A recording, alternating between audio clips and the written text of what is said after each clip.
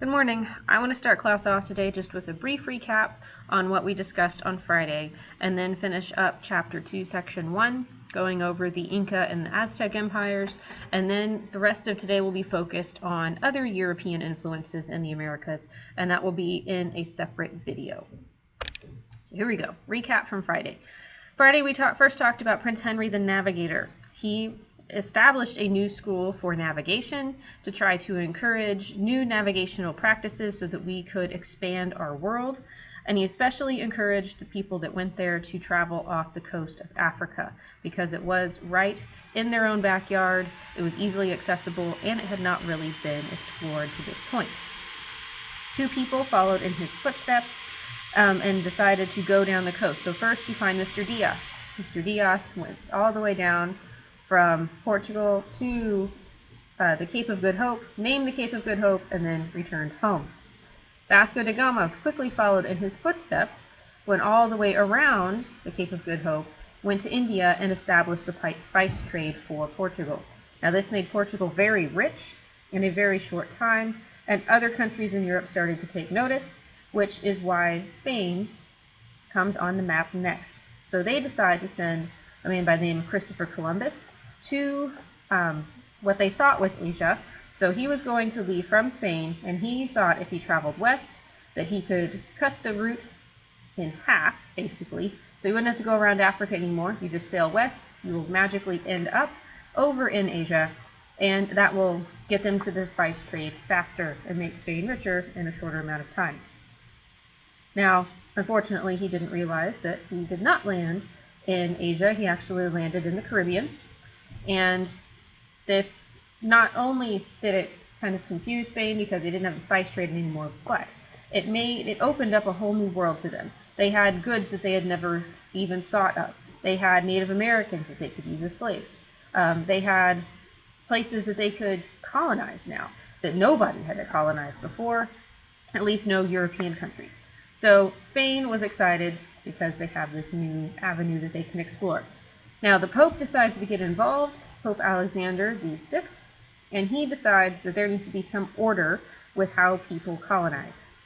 So he drew a line in the Treaty of Tordesillas, and it said that Spain could settle anything west of the line, and Portugal could colonize anything east of the line. Now, just so you know, they were not aware of how big these two continents were at the time. So Pope Alexander thought he was giving them a good deal. It actually ended up upsetting Portugal. So Portugal and Spain renegotiated the terms of the treaty, and in 1494 redrew the line here when they thought that it was more fair. Little did they know that these two continents were that large. So goals for exploration. You definitely need to be able to explain all three of these on your test. So the first goal is for every country, whenever they go and colonize a new area or explore a new area, is to attempt to convert the natives to Christianity.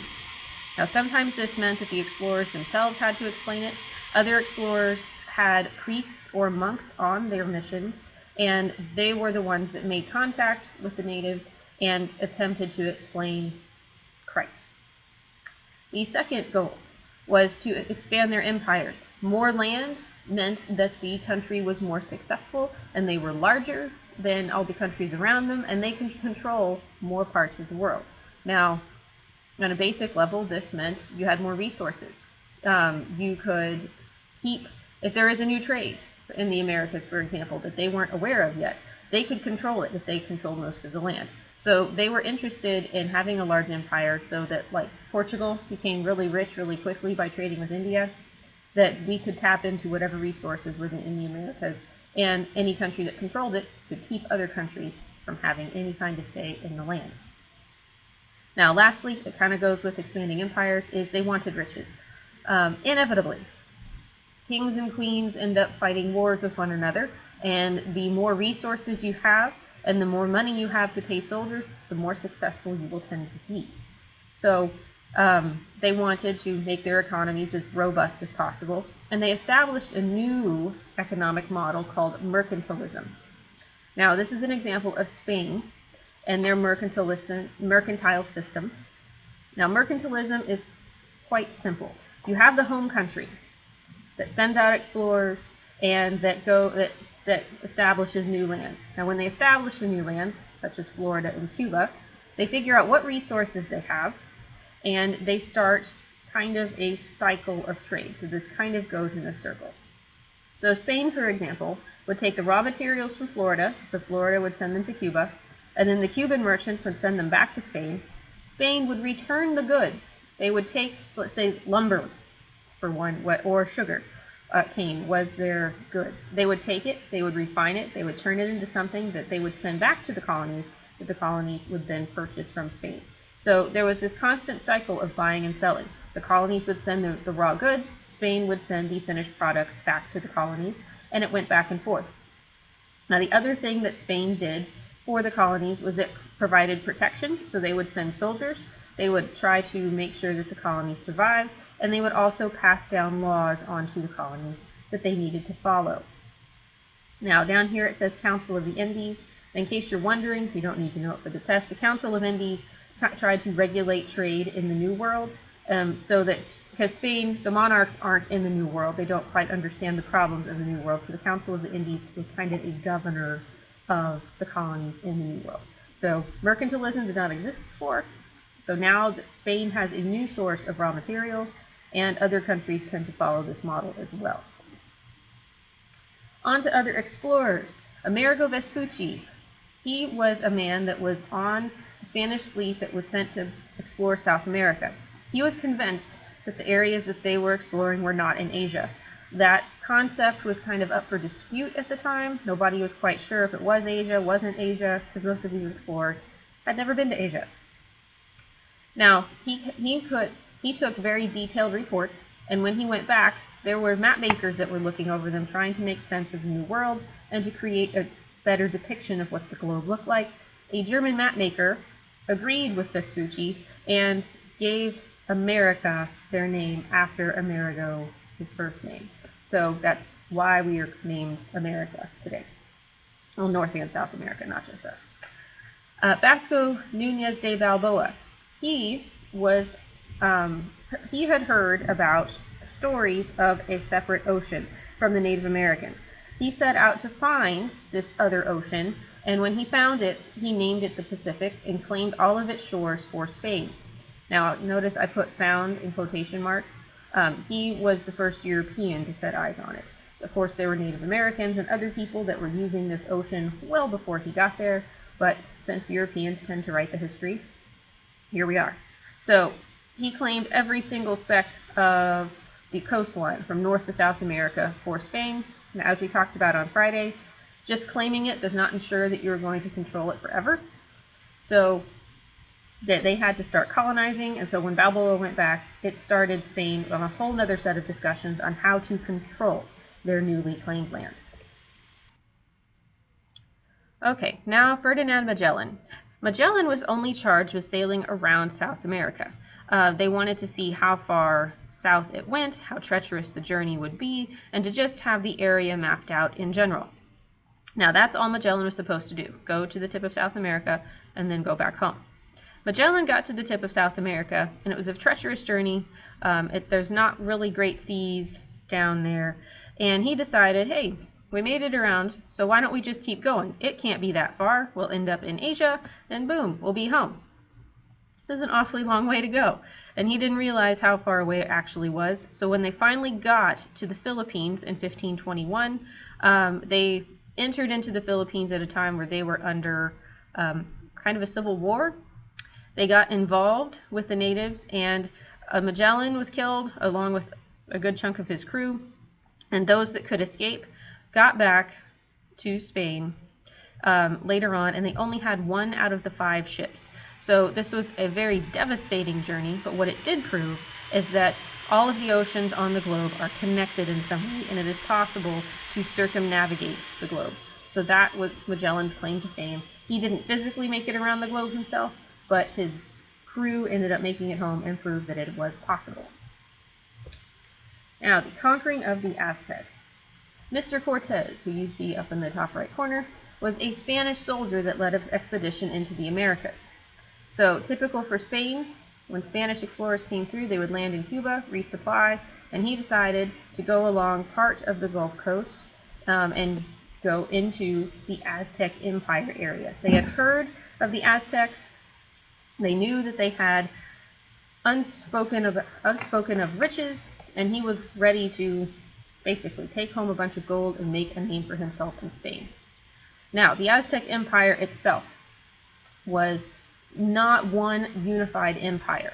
You had a lot of little mini city-states that lived on their own that were actually conquered by the Aztecs. Now, the Aztecs themselves lived in Tenochtitlan, or Tenochtitlan, depends which way you want to say it, and they ruled everyone else simply by conquering them. So the mini-states that were conquered by the Aztecs didn't necessarily appreciate the Aztec rule. Cortez used that to his advantage, made allies with these smaller groups, and eventually ganged up on the Aztecs. Now, I would suggest you watch this video because it kind of talks about their first impressions.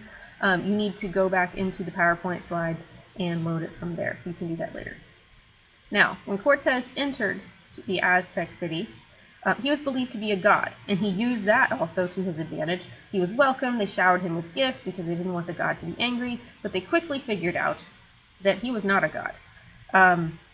He came to seize control of the capital city, and he actually imprisoned Montezuma for a while and forced Montezuma to give orders to the people to basically give up their riches to him as tribute. And once they figured out he wasn't a god, he killed Montezuma. There was a skirmish, and he actually left Tenochtitlan for a little while, but he returned a few months later, laid siege to the city, which means he surrounded the city and basically waited for them to surrender. Lucky for him, the European diseases decimated the population, and most of the Aztecs died of smallpox, and Cortez was able to take over Tenochtitlan, renamed it Mexico City, and now Spain has its first official city and post in the New World. So Mexico City from here on out is a major point of importance for the Spanish Empire. I would also recommend this video. It talks basically about things that we gained from the Aztecs and things that the Aztecs saw that were new for us. So it's kind of informative. It's a cute little minute and a half thing. Now on to the Inca. The Inca were the other major Native American empire that Spain wanted to take over. Now this is a map of the Inca Empire. The darker the color means the more densely populated it is, and the red lines represent roads. The Inca were very developed, and they actually had a system of roads to connect all of their cities to one another.